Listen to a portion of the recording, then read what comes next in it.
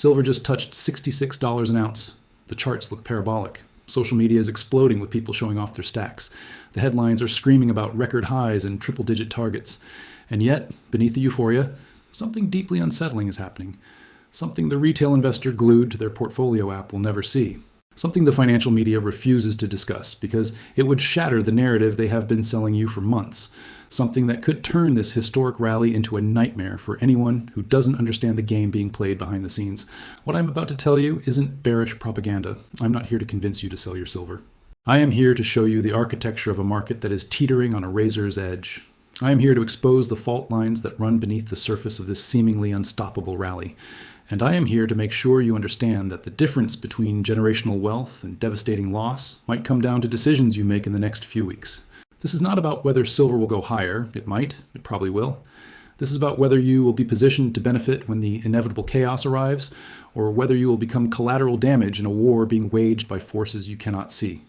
Silver is in trouble, and every holder needs to understand exactly why. Let us start with the uncomfortable truth that nobody wants to acknowledge. Silver has risen 120% in 2025. It has broken through the $50 ceiling that held for over 4 decades. It has outperformed gold, outperformed the S&P 500, outperformed virtually every asset class on the planet. By every conventional metric, this has been the trade of a generation. But here is what the cheerleaders conveniently forget to mention. Every single parabolic move in the history of financial markets has ended the same way. Every single one. The question has never been whether a correction will come. The question is always when and how severe and who will be left holding the bag when the music stops. In October of 2025, just 2 months ago, silver experienced what analysts called a historic rout. In a matter of days, the metal dropped from all-time highs to test levels that seemed impossible just weeks earlier. Investors who had leveraged their positions, who had convinced themselves that the only direction was up, were liquidated in the blink of an eye. Billions of dollars in paper wealth evaporated like morning fog. And then silver recovered. It climbed right back to new highs. The bulls declared victory. The doubters were mocked. The narrative was reinforced. But here's what that violent correction revealed. The silver market is not operating under normal conditions. It is operating under conditions of extreme stress, extreme leverage, and extreme fragility. The October rout was not an anomaly. It was a preview. It was the market showing you exactly how quickly sentiment can reverse when the balance tips even slightly. When silver touched nearly $59 per ounce in early December before falling back, the pullback reflected something the bulls do not want you to think about. Profit-taking is becoming a permanent feature of this market. Every significant milestone brings a wave of selling from investors who have been waiting years, in some cases decades, for these prices. They are not interested in theories about triple-digit silver. They are interested in locking in gains they never thought they would see. This creates a ceiling effect that makes further advances increasingly difficult.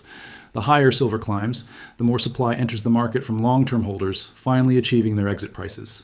The market has to absorb this selling pressure while simultaneously attracting new buyers willing to pay record prices.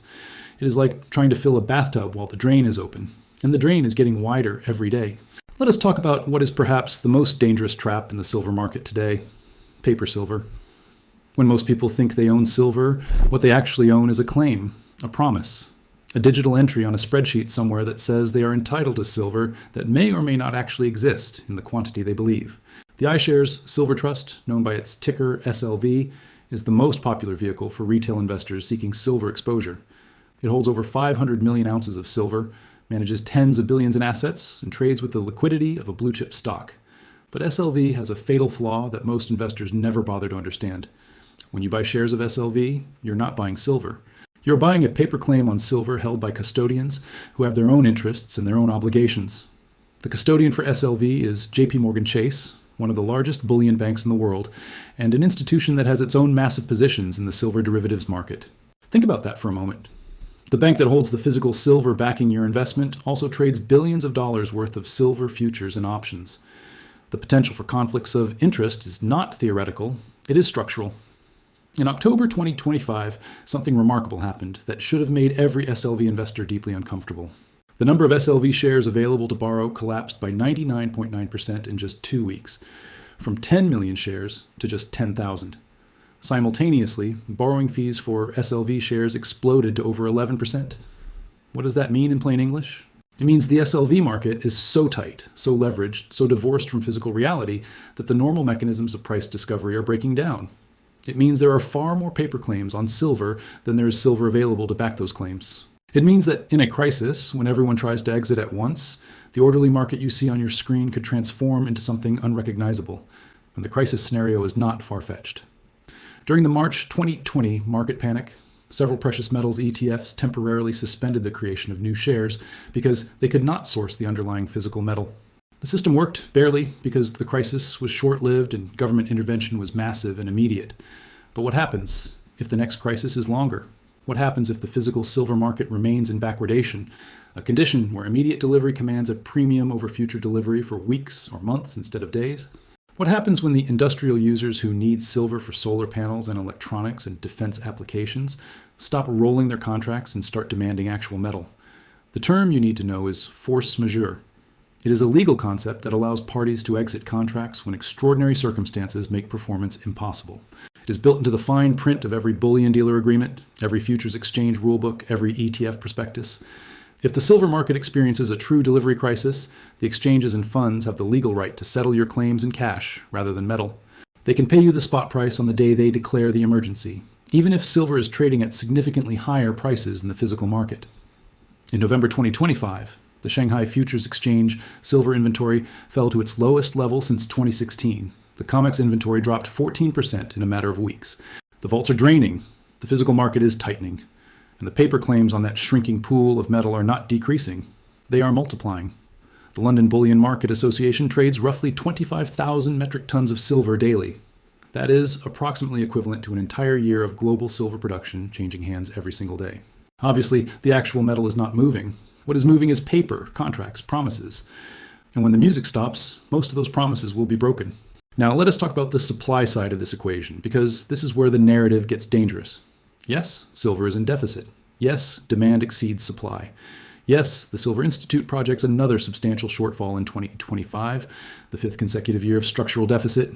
These are facts, and they support the bullish case. But here's what the silver bulls consistently fail to mention. The mining industry has a response to high prices. It is not immediate, it is not dramatic, but it is inevitable. When silver traded at $30, marginal mining projects sat idle. The economics simply did not work. But at $65 per ounce, those same projects suddenly become viable. Exploration budgets that were slashed during the lean years are being restored. Mothballed mines are being evaluated for restart. Junior mining companies that were left for dead are suddenly able to raise capital. The all-in sustaining cost for most silver miners sits between $15 and $25 per ounce. At current prices, even the least efficient operations are generating massive free cash flow. This is wonderful for mining stocks, but it also means the industry has both the incentive and the resources to increase production. The response will not happen overnight. Mining is a slow business. It takes years to bring a new project online, but the seeds are being planted right now. Every month that silver remains at elevated prices, the probability of future supply increases, grows. And there is another factor the bulls systematically ignore: recycling. When silver was cheap, it made no economic sense to recover the trace amounts of silver from electronics, from solar panels, from industrial waste. The cost of extraction exceeded the value of the recovered metal. But the economics of recycling are directly tied to price. The Silver Institute project's recycling supply will breach 200 million ounces in 2025 for the first time in over a decade. That number will only grow as prices remain elevated. Every old computer, every decommissioned solar installation, every piece of electronic waste becomes more attractive to process when silver trades at record highs. This does not mean the deficit will disappear. Industrial demand is growing rapidly, particularly from the solar sector. But the narrative that supply cannot respond to price is simply false. Supply always responds to price. The only question is timing. And timing matters enormously when you're sitting on gains of over 100%. Let us discuss the geopolitical dimension, because this is where the situation becomes truly precarious. Mexico is the largest silver-producing nation on Earth, responsible for roughly a quarter of global mine supply. And Mexico's relationship with its mining sector is deteriorating rapidly. In May 2023, Mexico passed sweeping reforms to its mining code. The changes reduced concession lengths from 50 years to 30, with tighter renewal conditions. They gave the state broad authority to deny or revoke mining concessions based on environmental or social impact assessments. They imposed new requirements for profit sharing with indigenous communities. But the 2023 reforms were just the beginning. In 2025, hardliners in Mexico's ruling party began pushing what they call the Sovereign Resources Proposal. This legislation would dramatically expand state control over mineral extraction, potentially including restrictions on exports of strategic metals. The implications for silver holders should be obvious. If Mexico decides to restrict silver exports, to impose punitive royalties, or to nationalize mining operations, there is no backup. Peru and China cannot fill the gap. Neither can the United States or Canada, where silver production has been flat or declining for years. The concentration of silver production in politically volatile jurisdictions is not a theoretical risk. It is a structural reality that could manifest at any moment. And it is not just Mexico. Peru, the second largest silver producer, has been plagued by labor unrest and political instability. New governments have repeatedly threatened increased taxes and royalties on mining operations. Community conflicts have shut down major projects for extended periods. The White & Case law firm has documented a global surge in what they call resource nationalism. Governments around the world are demanding larger shares of mining revenues, renegotiating existing contracts, and in some cases, seizing assets outright. The pattern is clear and accelerating. When a natural resource gains strategic importance and its value increases accordingly, it attracts state intervention and control. Silver is no longer just a precious metal or an industrial commodity. With the U.S. government officially designating silver as a critical mineral in November 2025, it has become a matter of national security. The U.S. designation is a double-edged sword for silver investors. On one hand, it acknowledges silver's importance and could lead to subsidies for domestic production and strategic stockpiling. On the other hand, it signals that governments now view silver as a strategic asset subject to intervention. What happens when governments decide that private silver holdings are too important to leave in private hands? What happens when industrial demand for solar panels and military applications is deemed more essential than your investment portfolio? The precedent already exists. In 1933, the United States government ordered citizens to surrender their gold holdings. The metal was confiscated and the price was immediately revalued higher, effectively stealing wealth from millions of Americans. I'm not saying silver confiscation is imminent or even likely, but the idea that it could never happen ignores history. And the official designation of silver as a critical mineral creates the legal framework for intervention should circumstances warrant. Let us talk about the elephant in the room: volatility. Silver has earned nicknames like the devil's metal for a reason. It moves with a ferocity that destroys unprepared investors. The same characteristics that create spectacular gains also create spectacular losses. In the span of just a few trading sessions, silver can does move 10% or more. These are not gradual adjustments. They are violent dislocations that trigger margin calls, liquidate leveraged positions, and transform winners into losers overnight. The mechanics are straightforward. Silver's market is much smaller than gold's. It takes less capital to move the price. When large players decide to enter or exit, the moves are amplified. When algorithms detect momentum, they pile on. When margin calls hit, forced selling creates cascades. The margin nuke that the exchanges deployed in December 2025, raising margin requirements by 50% overnight, was a reminder that the rules can change at any moment. One morning, you're comfortably positioned. That afternoon, you receive a notice that your required collateral has increased by tens of thousands of dollars. Wire the money by the end of the day, or your position will be liquidated. The exchanges justify these moves as necessary for market stability, and perhaps they are, but they are also a mechanism that powerful players can use to shake out weaker hands. When margins spike and prices drop simultaneously, the retail investor with leveraged positions is forced to sell at the worst possible moment. The well-capitalized institution can afford to wait, to absorb the temporary losses, to accumulate the shares being liquidated by others. This is not conspiracy theory. This is the documented history of precious metals markets. In 1980, the exchanges implemented liquidation-only orders that forced the price of silver from $50 to below $11 in a matter of months. In 2011, they raised margin requirements 5 times in 9 days, triggering a 30% crash. The pattern is established. When prices rise too fast, when the shorts get trapped, when the market structure comes under stress, the exchanges change the rules. They always have. There is no reason to believe they will not do so again. The question is whether you will recognize the warning signs before it happens. So, what should silver holders actually do with this information? First, understand that everything I have described is a risk, not a certainty. The silver market could continue higher. The deficits could deepen. The industrial demand could accelerate beyond all projections. The price targets of $100 or even higher are not impossible, but they are not guaranteed either. Second, audit your exposure. If you hold silver through ETFs like SLV, understand what you actually own. You own a paper claim that depends on the solvency and honesty of custodians, authorized participants, and fund managers. You do not own metal. In a crisis, you might not even own a claim. You might own a check for whatever the fund manager decides your shares were worth. At the moment, things fell apart. Physical silver, held in your possession or in allocated storage with your name on specific bars, is fundamentally different.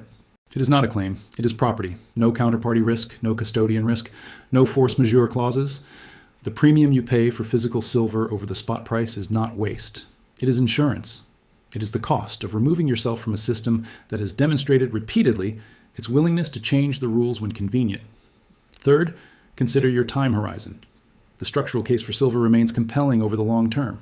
Industrial demand is growing. Supply is constrained. The deficit is real.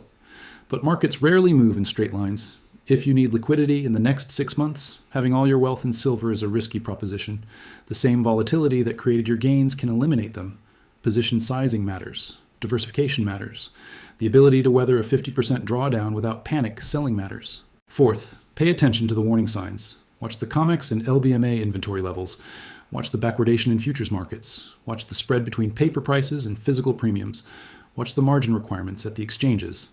When these indicators begin moving in concerning directions, it does not necessarily mean sell, but it means heightened vigilance. It means being prepared for scenarios that the optimistic projections do not contemplate. Fifth, and perhaps most importantly, separate the investment thesis from the identity. Some silver holders have made owning silver part of who they are. They have communities, they have beliefs, they have emotional attachments to their position.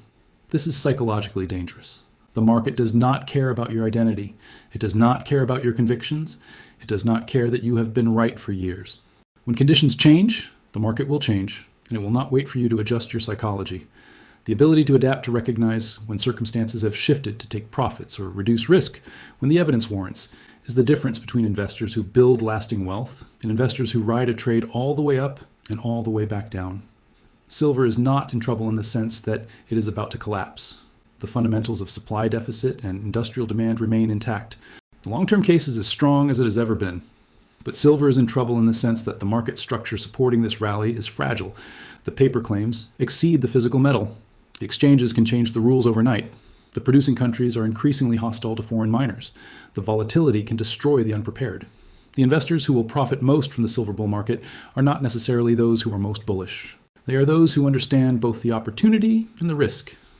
They are those who have positioned themselves to benefit from the upside while protecting themselves from the scenarios that the cheerleaders refuse to discuss.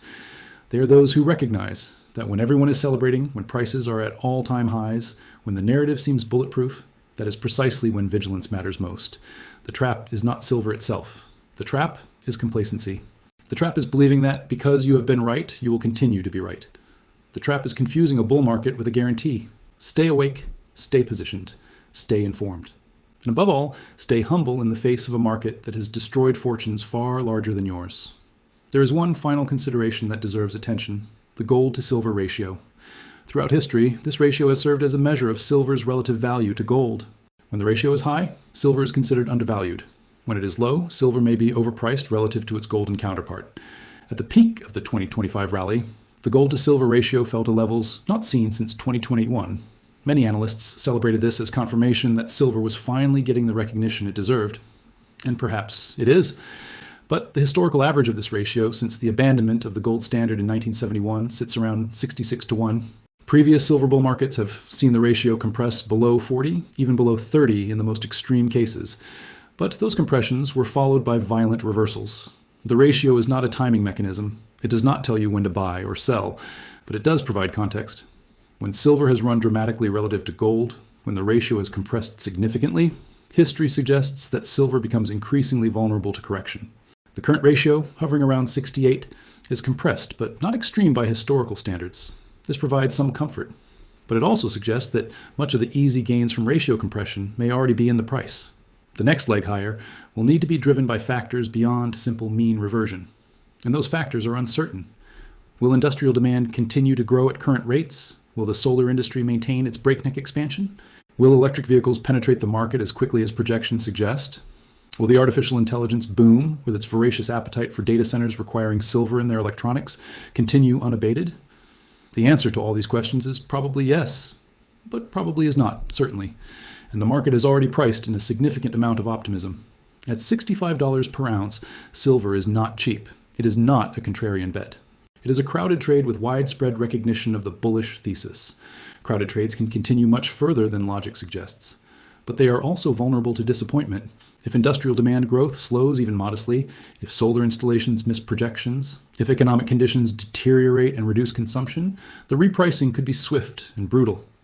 The best traders understand that markets move in both directions. They understand that conviction without flexibility is a recipe for disaster. They understand that the same analysis that made them bullish at $30 might not apply at $65. This does not mean abandoning your position. It means sizing it appropriately. It means having a plan for various scenarios. It means knowing your exit criteria before you need them. The silver market rewards the prepared. It destroys the complacent. The choice is yours. If this analysis helped you understand what is really happening in the silver market, hit the like button and subscribe to the channel. I break down complex financial situations so you can make informed decisions in an increasingly chaotic world.